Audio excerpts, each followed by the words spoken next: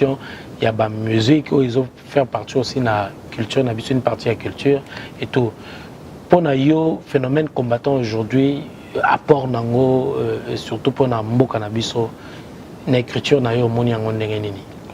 Apport il y a des combattants, ils sont négatifs d'abord, dans tel sens, parce que la nègre chemete au na lobby awa, tout un livre à Lilian Tiram. Apport il y a des combattants, ils sont négatifs. Donc, il fallait que la bitumba au tangi na livre au. Donc, M. Kaka Yambouya juge la contribution, l'apport de combattants négatifs. Ben oui, mais bitumba. Sur quel plan déjà? Sur le plan culturel, social, économique et politique. Sur le plan social, bisoba combattant. Est-ce que Totongi a un hôpital na Congo? Totongi a une école, mais les Sénégalais au balatra ba Nzambala. Basi batongi na ba village na bango batongi déjà ba école batongi ba lycée biso ba combattant nini aussi to sali question on a peso zongela biso ezongela ka ba politicien conscience éveiller conscience ya ba congolais mais la moussa congolais et la moussie na lolenge ni et ça quand même ndo lobi nini ba sali yango anati mais est-ce que c'est congolais zaki trop na distraction makambe belé oui combat et fungoli congolais mutu n'enge manière de réfléchir et ça quelque chose quelle manière de réfléchir biso moko déjà ba combattant n'enge tozaboué ce qui se passe entre nous na diaspora ba esclaves de maison parce que toi ba esclave de maison tu es pas mindele tout le monde a pas sombi voiture au sombi lamba aux un appartement tout au monde comme na ba galon tout comme ça ba ma bo tout ça la marana entre biso tout consort. Donc voilà, échec qui a des combattants, ils ont soutenir les politiciens. Les politiciens, or, les mêmes politiciens, ils ont droit civique, ils défendent Martin Fayulu, a défendre droit civique, pour voter. Bisoto voter. Félix Tshisekedi, pareil. Etienne Tshisekedi, pareil. Les combattants, Etienne Tshisekedi bataosa ni aina pouvoir. Mais soutenir qui est, mais dans lobby bien vous savez qu'est-ce qui s'est passé? Il a prêté serment Yemoko. Otuni bien, nazo si lelo a déjà pété. Nazo peso babiano et o esali échec. Biso ngane nazabo personnellement. Je n'ai soutenu depuis to bandi première marche le 19 février 2011. Grand Malili ezala na mbula tozotambola ba o bazala ba ebi. Depuis là jusqu'à aujourd'hui, je n'ai jamais soutenu un opposant au Baouta Alibanda na Congo ba EA. Pourquoi ils sont allés les soutenir? OK, zalagi ke fallait biso mon côté se soutenir tout le bal tozi le la noli tambo to tcho liboso biso na sima batama yele sur le plan social, économique, politique, culturel tozo pomper noli. Mais aujourd'hui au pouvoir, c'est la diaspora qui est au pouvoir. Quelle diaspora? Félix, vous savez pas que c'est la diaspora qui est au pouvoir aujourd'hui? Mais Félix Tshisekedi est la diaspora. De quelle façon? Diaspora vote qui? Aza diaspora. Mais na tout ni nolintambo ba congolais au bazolanda. Premier citoyen de la ville, il y a Kinshasa. Est-ce que diaspora Malembe Mbutantambu tozana kata histoire. Diaspora o a voté qui Félix Tshisekedi abima alobake ngai atombola musa. Bon vote raté. Diaspora vote raté. Ben voilà, c'est clair mon Mbutanoli. Or que na ba pays démocratique tout, toi en France. Tant en France va ça la vote d'ici là 4-5 mois va voter. Oyo katoze la résultat va ressortissant na biso. Alors kaka yambuyo yebi bien. Kutuka na Congo déjà fraude quand ndole ko banini mo uti boyena no kivu bato vota ne bimi baba que ça suna diaspora na makambo ndole kana ba vote mais siko ba vote ngeza na fraude donc lelo mbuta noli donc photo que susu ya ba fraude na 2023 na zongi soko na oyo tolobi mboke au leto ba ça charge tolobi mboke équipé pour zo ka vol tu comme kana njili tu ba ikota na base tu ba cheka kango o assure te ke ba ko remplacer te ya ba oui. Et comme non ou bien non et comme oui yangana la lobby Mbutantambu noli to bongisa nano o ezana na kati ya mboka le total parce que le problème ya Congo ezali banda te ezana kati ya mais non mais le système ya vote wana ezana identité na bisote ils ont l'identité sauté par la voie universelle, suffrage universel. Biso to un collège électoral na clé bantaku. N'enge pas pour voter biso système na biso ezabongo. Ça c'est un autre problème. Non, c'est un autre problème. Ils ont éclaircir peuple. Oui. Peuple ayeba. Pour yo lobby ezawana. Mais biso suna royaume ko bota mais mutanoli. Muto ba kotana ko fana to kokana biloko mutanoli. Et loko ezo correspondre na molimo na ote. Au sein la malamté. Aux ala toujours na échec. So ba congolais ba comprendre en ote. To kozala toujours na échec. Ba congolais ba bandoko kufa. Ba congolais ezaka ba problème. Obi que na 2023 ba to kufa. Ah ouais, nous prédire, non prédire ni. Aux hommes on a que seni, bakadima tout consort, et les autres déjà pas problème. Aux hommes on a que déjà prédestiné nango, et ça m'a bé. Tolingi sous ba mort. Ah ben oui. Pour qu'il n'y ait pas de morts, Congolais à Kofi Mingi. Pour qu'il y ait totangi ba constitution tout consort, pour qu'il n'y ait pas de morts, il nous faut conférence constitutionnelle.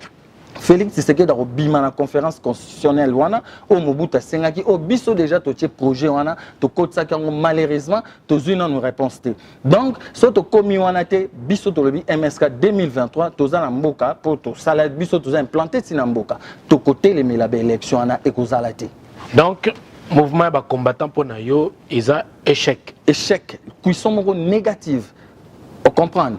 Je l'ai dit bien négatif. Nous, on voulait que tous à la bisomoko.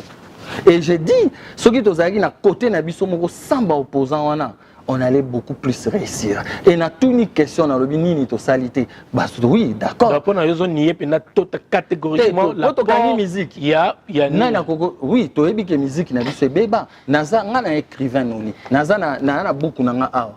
Il y a les Congolais pris en otage par la nouvelle colonisation. Bima a le 10 septembre 2014.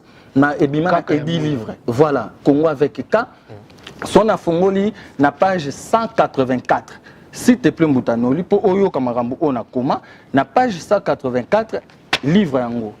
Nakoma, la culture musique congolaise bafouée. Yo Kamaram Nakoma. Quand je vois un frère combattant résistant de Paris, M. Odombo, qui était allé rendre visite à un grand chanteur congolais Taboulay Pascal Rochero, hospitalisé en Belgique, soi-disant qu'il était abandonné par le gouvernement de Joseph Kabila. Qu'aucun membre du gouvernement n'est venu l'assister. Or, le même artiste Tabou, Pascal Rochero, c'est lui qui fut le premier chanteur de Mobutu. Quand Mobutu a pris le pouvoir, définitivement par le coup d'État, du 24 novembre 1965, Taboulay Pascal lançant sur le marché un fameux tube ayant pour titre 5 ans Mobutu Akobongisa Congo dans Zaïre, qui veut dire dans 5 ans Mobutu construira le pays. Alors, est-ce que Mobutu avait construit le pays dans 5 ans? Pendant que cette chanson était écoutée sur toutes les ondes des radios et la télévision zaïroise à l'époque 24h/24h pour clôturer et constituer une arme de grande importance pour l'implantation du pouvoir de Mobutu. De même que autre tube encore d'un grand artiste congolais zaïrois à l'époque, retroussant les manches de Luambo Makiadi Franco. Makamba miziki Yohana Royembela, il y a une insanité, tout, et bandi les lotes moutantambo. Oui, certainement. Et ça les bloque mon côté, et bien que banana biso a maramususu ba comme eko sala tout consort. Oui, certainement. Sur les plans, oui, sur les plans artistiques. Et puis toi y ba pe na musique na biso culture musicale na biso et zali na ba diversité culturelle et belé. Toi na musique on a alors musique traditionnelle. Nabiso musique ya ba opéra folklorique to bois qui ça yangwana na comment on a livre na ngai jour musu to développer yango mais to bois qui ça ba musique wana ozomona musique ya opéra o ba takinga ba bandaki ko yemba to chango wapi donc pour na yo blocus ya ba concert ou ba prestation scénique na poto et lobi na ngelo côté par rapport ya makambo zo kala mboka té sur le plan pour na mboka ça sert à rien. Est-ce que chômage est na mboka? Création d'emplois salami, bah Congolais batiko kufanzala. Mais sur le plan artistique, moral, ça portait quand même quelque chose. Conscience, c'est voilà. Pourquoi? Parce que ben sanité, bah maman tout peut sa sima, boye tout consort, koembara ba chanson mogo, il y a boissina mibali, il y a bolingo mais l'autre c'est peli. au moins bana même PR baye na nini totalité et puis si échanger échanger image tableau ya musique bon ce que tozonga so na bina fongola awa na livre j'ouvre pas un autre jour boke tu ya yambo le 9 mars 2012 tanga salaki album nae La Révolution il y a des chansons na kati patriotique bosiko bande kona biso ba kombata ba boya boketu ya yamba beta ba chanson wana pour eyokana et réveiller bato pourquoi point d'interrogation bazong sa réponse. Merci beaucoup to comprendre tangi illustré ndeko Odombo akende ko tala le défunt Tabouley na Belgique tant azaki malade mais OK Tabouley yango pa yembela déjà Mobutu 5 ans kobongisa voilà tout le monde illustré aussi boketu ya monsieur abimisa ki pe ba chanson. En tout cas merci beaucoup kaka. Un dernier message naba congolais ba diaspora bato nyos balandio vraiment message na ya suka pona to boucler nazo senga na ba diaspora tout partout dans le monde to créer eloko ya biso to tika Hollanda ba opposant ba politicien automoni lelo sur le plan social économique culturel et politique tout est par terre administration congolaise est par terre. Donc eloko moko otozali ko sala te o ba plutôt ba politicien na bazo sala pona ko soulever pona ko relever économie sociale ba congolais ezate et puis nazo souligner belle élection à 1 milliard to linyango te poza mbonga ba ya ba social ba congolais mais ba congolais ba combattant nyonso ba rebousser chemin ba luka o ya bango mutu o nini to ko mener révolution moko culturelle politique, sociale et économique ensemble. Tolanda bato ana te si tolandi bango mingi to moni ba résultat na bango eza négatif. Voilà loko ndongo lobi na ko lancer auprès ya diaspora. Biso moko to se mettre ensemble et place o to échoua qui par rapport au ba échoua qui pour moni pe na koma mbutanoli ba tutu ba ko kende na voix morote. O bango ba kende liboso et place o bango ba suki. Place au bango basuki bakoki ko rebrousser chemin ba au rejoindre oyo ba misusu batikala na sima poto kende ensemble. Donc voilà nazo senga na ba combattant nyonso ke bati ko soutenir ba politiciens au ba uta libanda. Il n'y a pas d'avenir chez ces politiciens là. Avenir ya Congo lelo eza beaucoup plus libanda mais to sangana to pesa na ba idée culturelle, sociale, économique et politique poto kende poto sala révolution moko culturelle ndenge na lobby. Ainsi de suite pour nous sauver Mboka. Mouvement Lamino Bato rapidement s'adhérer comment vous contactez ou vous joignez un mouvement Lamino Ezali il y a un mouvement Sauvons le Congo. Oui, mouvement Sauvons le Congo est implanté na Mboka, siège social international na biso Ezali na Kimbanseke avenue Kingotolo numéro 70. Donc voilà Kingotolo. Et puis Kingoto Lazari secrétaire général et Abako. Donc Nabako pe Bakakaka.